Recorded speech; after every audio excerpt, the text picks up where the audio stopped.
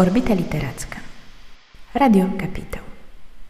Cześć, z tej strony Jagoda Gawliczek i przed Wami rozmowa z Suhaiymą Manzoor-Khan, czyli autorką książki Sterroryzowani w pułapce islamofobii, która ukazała się nakładem wydawnictwa Tajfuny w przykładzie Aleksandry Szymczyk. Suhaiymah odwiedziła Polskę, była w Lublinie i dzień później w Warszawie i mam wielką przyjemność gościć ją tutaj w Orbicie Literackiej. Nasza rozmowa będzie prowadzona po angielsku. Wybaczcie mi proszę jakieś potencjalne błędy językowe, zrzucam to na stres i przyjemnego słuchania. Hello, Suhaiymah. Hi, thank you so much for having me. Thank you so much for accepting my invitation. This is Suhaiymah Manzoor-Khan. Did I pronounce it right? Perfect. Perfect. I'm very happy. And you're the author of a book Tangled in Terror. In Polish it's Sterroryzowani w pułapce islamofobii for Polish listeners of my podcast, and the book was published in Tajfuny with the translation of Aleksandra Szymczyk. And I must say that this book changed my life somehow, because I'm reading a lot about racism against black people or Asian Americans, but I think that this topic, the topic of Islamophobia, it's not that widely spread across the literature. I have the opportunity to read, so thank you very much for that. I really appreciate that. That's more than I could wish for, for people to feel that it impacted them. So thank you. Thank you. And I know that you're a poet as well. And this was curious for me because recently I fell in love with Mohammed Al-Kort, who is also a poet, and he also wrote an essay book. And I was wondering, do you feel that poetry is not enough in these times, that you have to do something more? It's interesting, yeah. I think I definitely, at the beginning of the genocide 2 years ago, I felt I lost a lot of hope in kind of what is the purpose of writing, how can we move people. But I have to say, seeing the poetry coming out of these places of extreme state violence, occupation, genocide, that has actually made me feel like, poetry does have a place. And I do feel like, although a book like this, you're right, for me this is much more about making ideas accessible, kind of mobilizing and engaging people. But I still feel that poetry has this additional advantage of moving hearts in a way that I think prose can't exactly do in the same way. Yeah, that's true. And do you think maybe about writing a novel? Maybe? I don't feel like I have the imagination for that. When I read novels, I'm like, wow, these people can imagine whole worlds, but maybe I'm too in the real world. But the question of representation also occurs in your book. Can you tell me more about that? What is your stance on that? Yeah, so I guess I've grown up in this era where we've seen this rise in conversations around representation that is good. Inherently, I think it's presented as a good thing to be represented by different identities you might hold. So you're a woman, or you're a Muslim, or you're black, or you're disabled, or you're whatever it is. And it's interesting because I think the way I would measure success would be, okay, have those representations materially changed our lives, our outcomes? So, for example, if 50% of Muslims in the UK live in poverty, has that number who live in poverty decreased through us seeing more Muslims on TV, in the government, in news media? And it hasn't. So this makes me then raise the question of like, what has been the benefit of representation and what role has it played? And I think weirdly with Muslims in particular, and I think it's true of other minorities as well, representation has often focused on just kind of disproving these kind of stereotypes that exist or affirming them. But it hasn't actually allowed for the complexity of the spectrum of our experiences. And so in some ways this just, I think it can also worsen the problem because it can just kind of prevent there ever being an understanding of the multitude of ways that you can be a human being. So I'm skeptical about representation because I haven't seen it shift power. I haven't seen it shift, financial situations, political situations. I think we know, like, for example, just because we might see more Palestinian people in the media, we're not seeing a change in who owns the land, who occupies the land, the military. So yeah, this is my skepticism. So you think that maybe we should first start with the laws and then we'll be ready for the representation that won't be fulfilling this all schematic? Yeah, or I guess maybe there has to be, hand in hand, representation has to travel alongside actual meaningful change. And it isn't just the law, right? Like it is, I do think it's important to change minds and hearts. And I love being in a room with a few people, I think that's really special too. But yeah, I do think top down things have to change too. And maybe that comes from bottom up, but it can't just be one thing. I guess that's my feeling. Yeah. But because sometimes I think that, I don't know, you just watch a Netflix show or something like this, and you have some representation that it's supposed to soothe the soul of people that have all the privilege, that they are, we have so much representation, we are so cool, we are so good people, but it doesn't change anything. Exactly. Yeah, okay. I think police killings of black people in America is a good example, right? We see so much of black culture, African American culture is absorbed by people across the world, but actually state violence persists. So so Black Panther won't change that so fast. Yeah, that's true. And maybe even with black culture, it's the case that people are stealing from the black culture. Yeah, exactly. So maybe with the Arab culture it would work the same. That's interesting. That's really interesting. One thing that shocked me the most in your book is the Prevent program, because I haven't heard about it. Maybe I'm just like detached from British culture. But, reasonable. But it's like so crazy. Can you please tell me something about it? So for anyone who hasn't heard about it, the Prevent strategy is a part of the British government's counter-terrorism agenda, and it actually goes way back to the early 2000s, where when you kind of, in the light of 9/11 and conversations around this idea that there's an increased threat of terror, one of the conversations that appeared was obviously around security. How do we make our countries, our nations, our borders more secure? And this all sounds well and good, but when you look at the actual strategies taken, Prevent being the primary example here, it's very sinister. So what Prevent does is it rests on this idea that we can predict future violence in people by preempting, by looking at the kinds of ideas and behaviors they have now. So this opens up a whole new realm of policing, right? Usually how we police people is that you stole something, now I'm going to arrest you and there's consequences. Here we're saying prior to you even acting, you have an interesting idea, you put your hand up at school and you said something a little bit strange. But if you look at the signs of radicalization, they're actually so ambiguous. They include things like, a child changes friendship group, they start wearing different clothes, things like this. These are all things that, if you ask a group of teenagers, or if you ask a teacher in a school, all teenagers will exhibit these kind of behaviors. You go through an era of being a bit strange. But because we already associate terrorism, extremism, radicalization with Muslim children or racialized children, it's disproportionately the case that these are the children reported to Prevent. And I'm talking about children because the Prevent policy applies to all public sectors. So that's schools, healthcare, libraries, nurseries, anything that is state funded. And so it's just led to this horrific outcome where, I think 2/3 of the people reported to Prevent, so reported to a police database on grounds that they might be terrorists in the future, are children under the age of 18. And this is so counterintuitive because you're creating an atmosphere where children cannot critically think, they cannot ask questions. There's a great scholar who I mentioned in the book, Aaron Kundani. He makes the point that if you really wanted to address violence in society, you need to have space for people to talk about why things happen. They also need to be able to express their grievances, that, if you are frustrated with the foreign policy of the government, if you have no other avenue to express it, you actually are more likely to use violence to express your frustration. So Prevent has created a lot of problems, and it's also created a security apparatus in the UK that you might have seen on Instagram, on social media and so on, that right now, the government is arresting completely peaceful protesters, standing with simple placards saying that they oppose genocide and they support Palestine action. But now, because the government has used this word of terrorism and weaponized it to kind of apply to anybody that they consider to be politically opposed to them, this group Palestine Action, they've been considered terrorists. Now, if you support them, you're considered a terrorist. If you stand with a sign, you're considered a terrorist. And so you can just see how it's actually created the situation where the government can essentially quash any threat to the status quo, any resistance it doesn't like, any political opinion that goes against its own. So you see here in Prevent, something that started with, people thought it was legitimate because we do believe that there is such thing as a Muslim threat, which is a fallacy. But because we believed in that, we've allowed now for this huge problem, this huge system to exist where actually everybody now is being affected.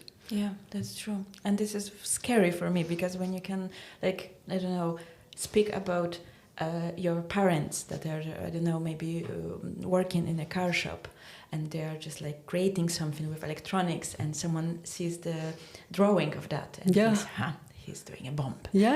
And it's like so insane. It sounds unreal, doesn't it? Yeah, and it also strengthens the feelings that people have that maybe the Muslim kid is a future terrorist. Exactly. This is like very, very strange and very scary. And it also means those children don't get the same access to education, right? If your teacher sees a 3-year-old doing a drawing and they think that that's threatening, you don't get to have school as this safe place for learning. You don't get to have, you go to the doctors, actually your pain, your issues, you're not getting the same care because they're not seeing you as a patient, they're seeing you as a potential threat. So it's, I think it has really harmful repercussions. And I think that imagine having a colleague that has this drawing reported.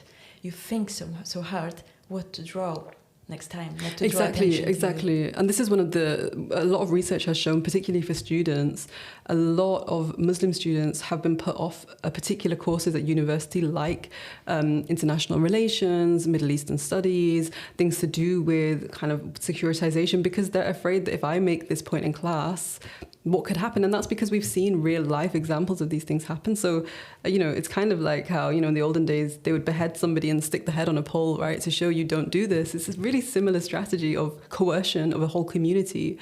Because, even if I haven't personally experienced this, I know that it happened to someone. It's going to make me more quiet and more unwilling to risk essentially being critical. Yeah, so you're just like internalizing the police that's exactly. like working in the country. And it's a much more, robust system than kind of enlisting everybody to be a policeman. You just make yourself the policeman in that, make every person psychologically police themselves. It's it's a cheaper system. Yeah, and I think the patriarchy works the same way because sometimes women are policing themselves 100%. with the patriarchal roles. Yeah, exactly. And I think this is how power operates, right? It's that we, sometimes people, when I give a talk, I will say, look, we have all internalized racism. It's not a case that, anybody in this room is bad or good.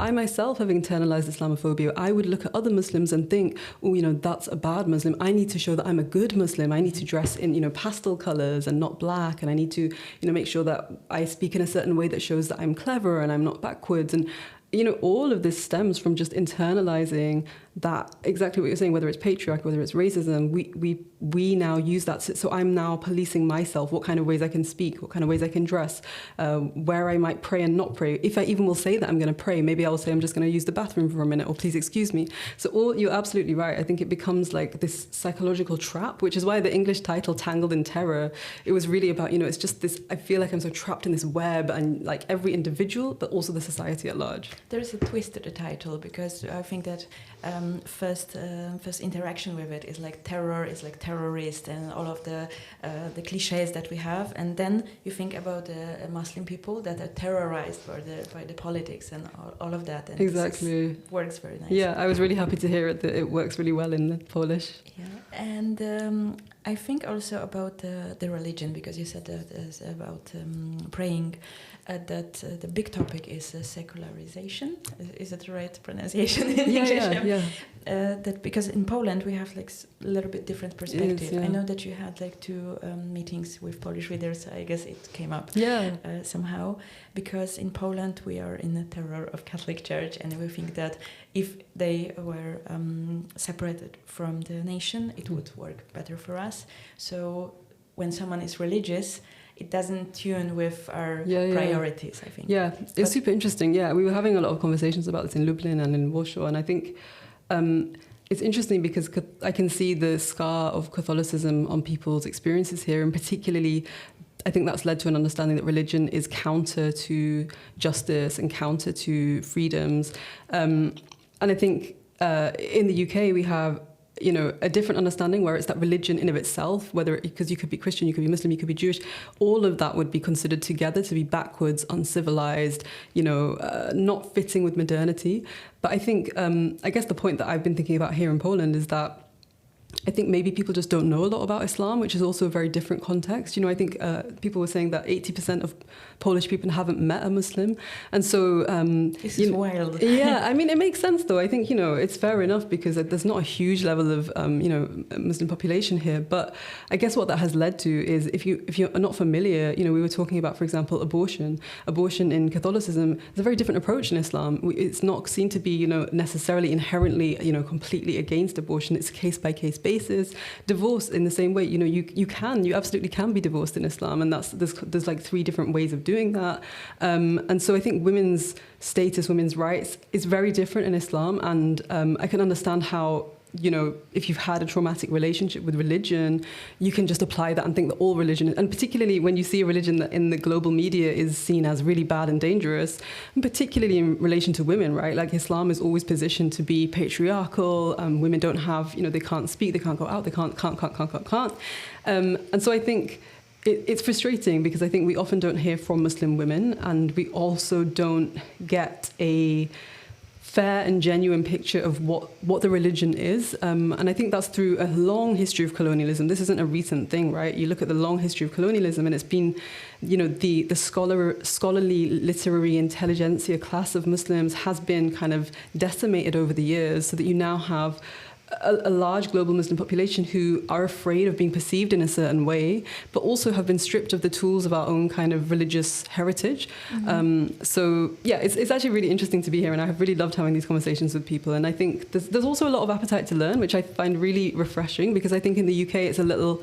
when you're familiar with something, I think people are a little bit like, we already know this, we don't need to hear about this. Yeah. Yeah, I get it. And in Poland, I think it's also very interesting to see this different perspective, especially when you said that 80% of them haven't met anyone that's Muslim. Yeah. Yeah. But I think that, what I want to say, I'm sorry. No, it's cool. When you say about being a woman in Islam, it's like we want to liberate the women. We want to protect them from patriarchy, but in the same time we are silencing them. And this also works for the black people, I think.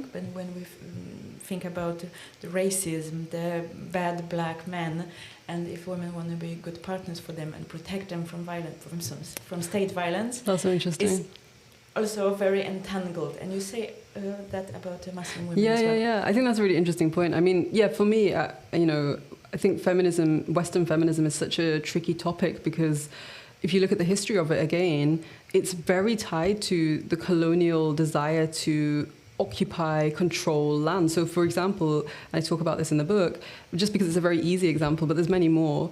When the French are occupying Algeria, one of the things they do is they have these staged ceremonies where they would unveil, so take off the clothes of Muslim women. And if you think about it, what's interesting here is there's 2 things. One is that you're demonstrating that by undressing these women, we're freeing them, but also not just that we're freeing them, but we are imposing our culture as the hegemonic culture, and that means we have now owned this land. And, women historically have always been the representation of the nation. If you look at postcards of, France, Germany, Russia, whatever, it's always women, women, women. And it's because it kind of helps to corral this masculine, macho protection of the nation, right? We're going to go protect our women, and they reproduce the nation. So I think what's really interesting is Muslim women's bodies then, even to this day, have become this battleground where if they are covered, it means that the Muslim man is somehow repressing them and controlling them. If they're uncovered, it means they've become Western, they're freed. And like you said, in all of that, a normal average Muslim woman is just completely silenced, and I think it means that there's no space to talk about the reality of life, which is often more complex, right? I think a lot of Muslim women, they will wear a hijab because they religiously, like a nun would cover their hair because they believe it's, even you look at Hasidic Jews and Orthodox Jews, covering the hair is a very normal practice in Abrahamic religions, historically. But also, some people, I think it puts a lot of pressure on Muslim women to have a really clear reason for everything they do. Sometimes you just do something because it's a norm, right? Like I just wake up in the morning, this is what I do, I put on my scarf, and you don't think so deeply about it. So I think it's created this strange situation where it's you have to have a feminist reason for why you wear every single item of your clothing, when actually, sometimes you're just running out the house. So I think it's interesting, and there's an argument that I love about it's a writer called Sahar Gumkor, and she talks about how it's really unbearable to the Western European imaginary that a woman could want to have freedom in a way that is different to what Western European have considered freedom to be. And so she says it just reflects how Europe has tried to universalize its version of freedom. But like in Islam, freedom isn't about being free from things. It's about being free from your own self, your own ego, your own desires. And so I think this is really interesting because it shows that if we were to just actually put Europe in its place in the world, which is just a small region of the world, right? It's like not really that relevant. Right? So if we were to do that, then actually it's like there's so many other ways of understanding the body, understanding healing, understanding medicine, understanding science, understanding the natural world. And I think that's also partly what my book is speaking to also, is like that decolonizing project at large. Like if we just thought about things again and queried things differently, maybe we could have, and maybe also we would listen better to each other, to loop it back to your original question, and hear like what is your actual experience as a Black man, and like what actually do I need to save you, or like is that maybe like do you have your own agency and autonomy? Like every time I have this question in my mind, it's rarely, but it sometimes occurs, do I need to save you? It's like, is it about me or is it about the other person? Such an interesting point. And I think it's a key question to ask oneself. 100%. And this is what Edward Said says in Orientalism, right? That the depiction of the East is actually more about the West needing to say something about itself, that the East is all mystical and magical because we're all rational and like, logical. And so, yeah, I think that's such an important question. Yeah, and I think that it's also about this connection between Black women and Muslim women, that the state is trying to protect them from themselves, but in the same time they are just like pushing them. They can't like speak about themselves, about their experiences, and this is crazy because about Black women I read so many books, and about Arab women not so much. And there's like no place for the public opinion to have this conversation. That's really interesting. So maybe it will. I hope so. Yeah, no, I think a lot of people coming to the meetings as well yesterday was, I think that is a feeling people are saying that I haven't really come across this kind of thing before. So I'm really grateful that people are open-minded. I think that's the first step to change anyway, is like being willing to review what we think. Yeah. And for me, it's also the connection between The Perfect Victims by Mohammed Al-Khat. And I'm sorry that I'm bringing it up. I'm glad. I'm glad. But he also, even the title, The Perfect Victims, it's about being the good enough to deserve mercy, to deserve, being able to live in this situation that is in Palestine. And you also say something about it being a good Muslim versus bad Muslim. Yeah, I think actually even before writing this book, my interest in this subject just came from my own personal experience, which was that I found my most viral poem actually came out of this experience where there was a terrorist attack in London, and I had to be in a poetry slam at the end of the week. So I was writing a poem, and soon I realized that this poem that I'm writing is just an apology. I'm actually just trying to prove, they might be bad, but I'm really good, and I'm just like you, I'm funny, and I have these British cultural references like you other British people have. And as I wrote it, I realized that, hang on, I'm trying to prove that I'm human. So that means that my humanity must be conditional.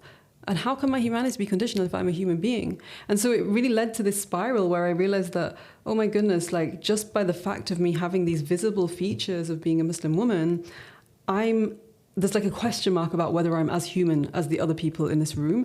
And, I think that's exactly what we've seen with all the footage coming out of Palestine, that people are just trying to show that, look, I used to go to cafes and I go to university and I do things, in other words, that you consider to be normal, which means I'm worthy of having a life, which means I shouldn't be bombed. And the fact we even have to go through that logic to kind of say that it's wrong to kill somebody, I think that really is like, speaks to something that's gone really wrong in our psyches.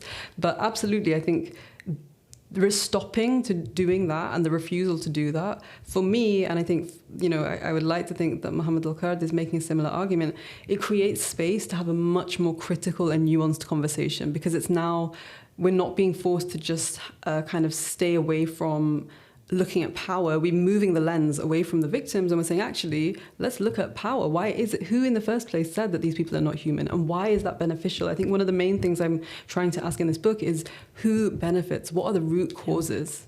Yeah, I think this is the very, very important question, especially when we think about the acts of terror that are just like in the media, and they are just like, I don't know, so potent in I don't know, media coverage. And you also compare that to Breivik. Yeah. That this is like one person that have some mental problems, and when someone has different skin color, it's like society, religion, it's all at stunts. It's amazing how these things work. Exactly. And I think this is the question I'm trying to get us to ask. I'm not trying to say that, I'm not trying to give my own blanket version of an analyzing violence. I'm just saying when somebody acts in a violent way, it would be really good if we do what we always do when they're a white person and say, why did this happen? Like, what's the context? How did they grow up? What were they experiencing in life? Whereas I'm kind of making the argument that we use a really lazy racial essentialism when it comes to black or brown or racialized people, because we say that the cause is themselves. There is no context. And in that, we then miss that, a lot of the violence that it has occurred under what we call terrorist attacks is actually political violence, right? It's a response to political situations, a response to Western foreign policy, a response to racism, a response to being, an estranged or isolated community without having other ways to express your grievances. But when we say that it's just terrorism, then we don't really have to look at those contexts. And what's interesting in the UK, and I can't remember if I write about this in the book, but after 7/7, which was the terrorist attack that happened in London in 2005, they had a lot of focus groups, the government, with Muslim communities. And overwhelmingly, they found people saying, it's the government's foreign policy which is causing a lot of upset to Muslims, because they just invaded Iraq, they've invaded Afghanistan at that time. But the government, they could not change their policy, right? Like, this is unbearable to the government to have to change their foreign policy and their geopolitical strategies and interests. So instead they said, no, this can't be the problem. It must be that these Muslims haven't integrated enough. So they just completely went against, what the research finds, the evidence finds, the prevent policy you mentioned earlier. It's been proven, it's based on research that has not even been peer reviewed. This is completely unscientific in the history of findings and research. It's not how you do research. And so you can kind of almost see how blatantly all of these policies and all of these laws are just strategically in place so that we never hold to account the real causes of violence. And we only ever think of individuals as violent, which, again, if we don't analyze that properly, we end up in a situation where I think we just accept some people are bad and some are good. And this is never going to be good for society. I think that not only in Poland, but I experienced it in Poland when people try to say something about Palestine, they often say, I condemn the Hamas attack, blah, blah, blah, and then they are free to go to say something about Palestine. And I think that in case of Muslims, it's often like, oh, I condemn 9/11, or I condemn some big terrorist attack, like so-called terrorist attack, that happened in a public space that has some crazy media coverage and stuff like this, and then we are free to say something about Muslims. Yeah. And this is like censorship. Exactly, yeah. It's like you have to prove some level of legitimacy before you can, which also it's forcing absolutely it's censorship, because it's forcing the field of the debate can only ever be within this realm. You're not allowed to actually be critical about, actually, let's question why 9/11 happened. That's like, if you start saying that, you feel it in the air, like, ooh, you can't say that, that's different, Yeah, and I think that me as a white person have more privilege to try to, I don't know, spark the debate. And when someone is looking like you, I'm sorry to say that, but no, it's obvious for you that you can be put on prevent program. You can be silenced in many, many ways. So this is for me crazy, because how can you freely state your thoughts when you have all this context living inside of your brain? Yeah, and the irony is, the British state, I think on a global level, presents itself and is seen as a place where its freedom of speech is really important, where democracy is really important, and you can, go in the public sphere and you can protest. But, literally right now, we're seeing people being arrested every single day for just a sign in their hand. And at the same time, the people who are, making money from selling drones that are killing children, or who are actually even vocally, supporting a genocide, there's no consequences there. So it's a very biased free speech, right? It's a very free speech when it's convenient, and it confirms what is already the agenda of the state. But yeah, absolutely. I mean, I was saying yesterday, actually, in the event that we had, that I found that I used to do a lot of work, creative workshops in schools with children. But I think since the genocide, especially in my kind of pro-Palestine approach, I've noticed a lot less invitations from schools, and I think it's because those opinions are perceived to be a risk to children, and this becomes like a safeguarding concern now that you're against the genocide. Oh my goodness, this is dangerous, this is bad. So it has really interesting consequences. And I think it's like comfortable to live in a bubble when you think that, oh, that's not my problem, because this is like maybe some radicalized group that will happen to be in contact with the Prevent program and blah blah blah.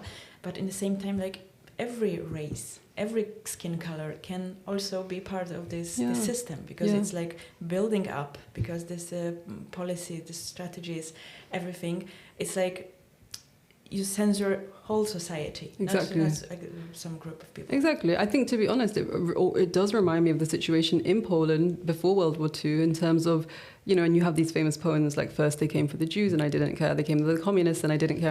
And I think it is really similar in the sense that because you perceive it to be a small minority of the population, and to be honest, I don't really know them, they're not my neighbours, they're not my friends, it's affecting them. But as that security apparatus grows right now, you actually see very comfortable, middle class, wealthy white people in Britain. They're like a bit outraged. Why is the government arresting people who look like me and who have jobs like me? And, I think if they understood the backstory, it would be like, it's very clear how we got here, because you didn't care when it was happening to all these other people. So I completely agree. It's like a boiling frog. Yeah. And I love this metaphor, because it's like applies also to, I don't know, climate change and stuff like this. We are just like normalizing some stuff. It's like, it's normal that someone is watching us through our phones and listening to our conversations and blah blah blah, and the drones. Oh, that's normal. And then we happen to be in a society that's like very, very strict and with a lot of censorship. Yeah, because that's another thing people will say, is that I have nothing to worry about because I haven't done anything wrong, right? So like, I don't mind if they listen to my phone calls, I don't mind if they have the prevent strategy, but you're not looking at the bigger picture and the consequences of that. Like, 20 years from now, what kind of society do you want to live in? And it's definitely heading in a not great direction. Yeah, and actually a month ago I was thinking between going to New York and going to Japan, and for a while I thought that maybe I did some podcast on Palestine literature. Oh, cool. I'm having this conversation with you. Will I be able to get into United States? Oh, fascinating. Yeah, that's interesting. Maybe it's irrational, but it's also against everything that United States is standing for right now. So maybe I'm a threat as well. Yeah. And this is so crazy, because I need to have this space to talk about this stuff. Right. It's important to me personally. Yeah. And it just goes to show like what gets classed as a risk. The category widens. Even this book, it's so funny. I have a friend who's a white man from Britain, and he was reading my book on a plane, and then he left his seat and he left the book. And a while later, when he saw there was a big commotion happening, and he went over, and they were really worried because they'd found this book that's called Tangled in Terror, and there was like the air hostesses were really worried, everyone was concerned, and he was like, the book in itself now has become somehow a threatening object just because of the association with Muslimness, with terror. And I think it is really it really reveals a lot about how our society works when we have to have these thoughts in the back of our mind that this could be dangerous, the repercussions of having a conversation with this person. And I've even had it where, not because of things I've done myself, but associations to people that, there've been like news stories that's like, this person, me, has been on BBC News. They shouldn't be allowed to speak on BBC Radio 4 because they're associated with such and such person who supports Palestine and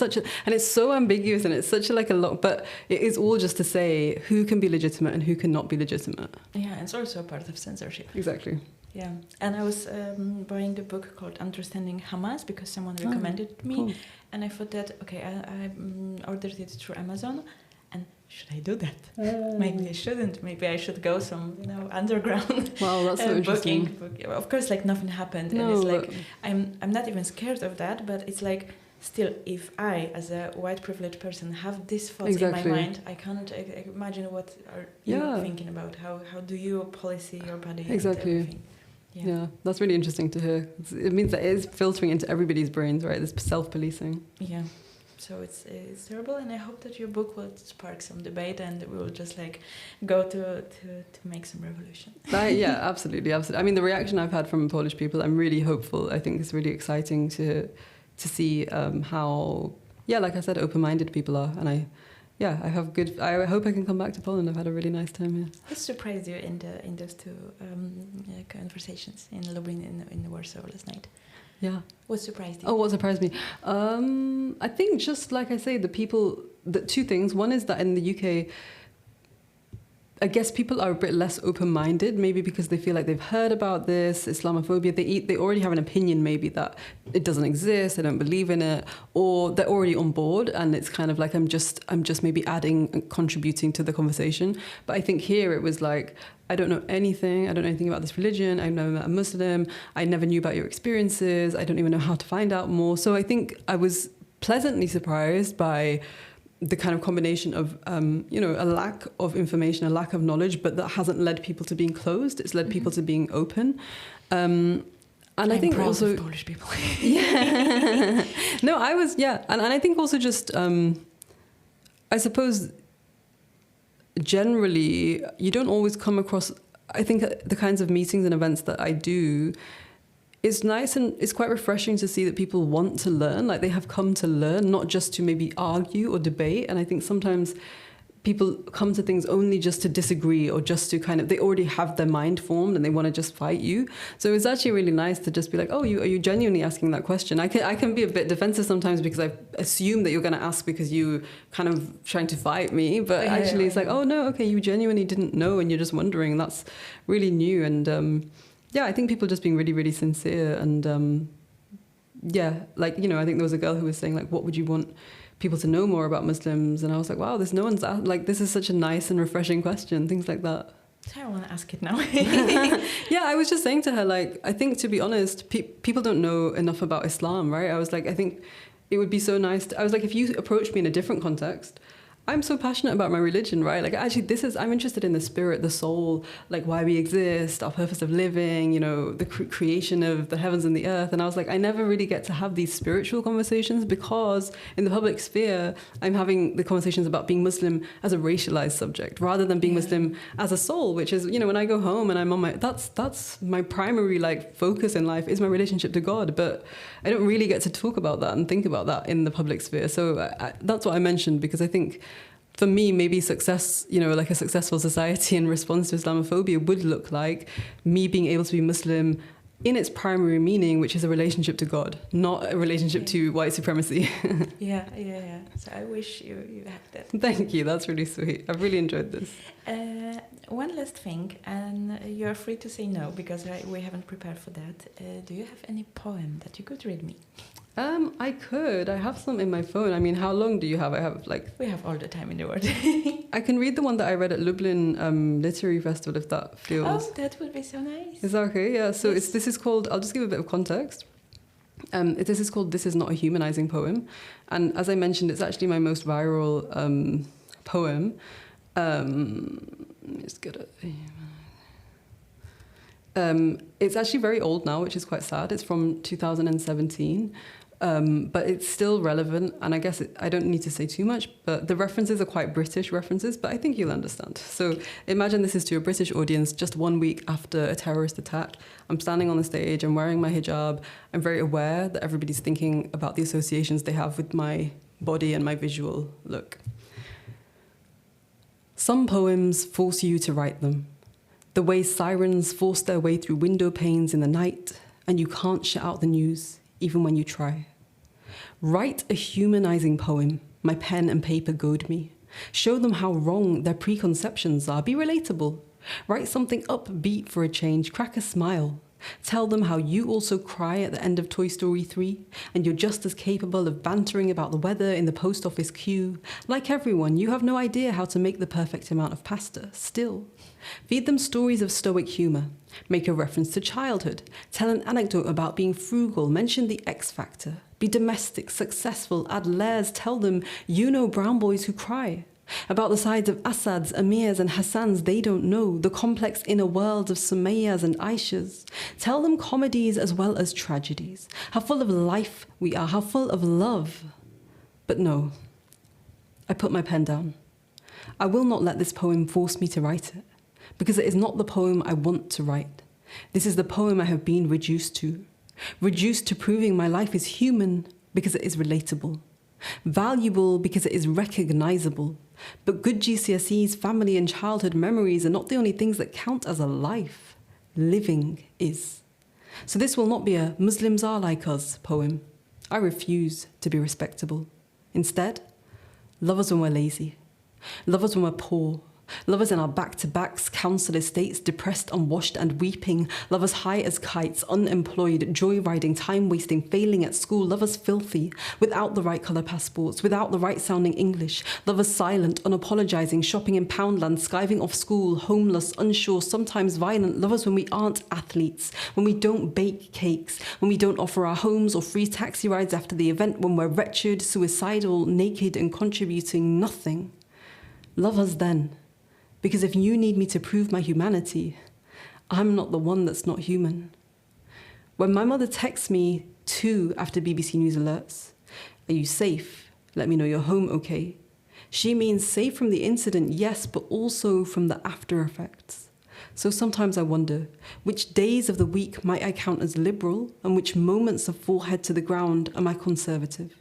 I wonder, when you buy bombs, is there a clear difference between the deadly ones that kill and the heroic ones which scatter democracy?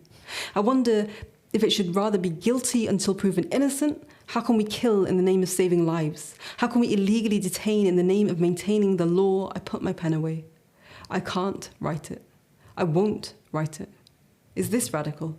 Am I radical? Because there is nowhere else left to exist now. I have goosebumps.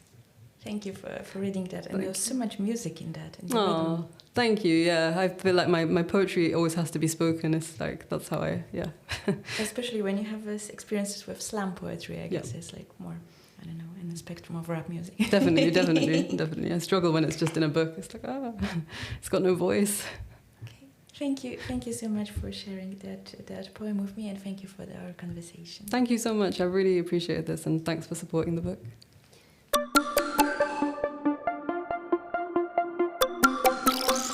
Orbita Literacka. Radio Kapitał.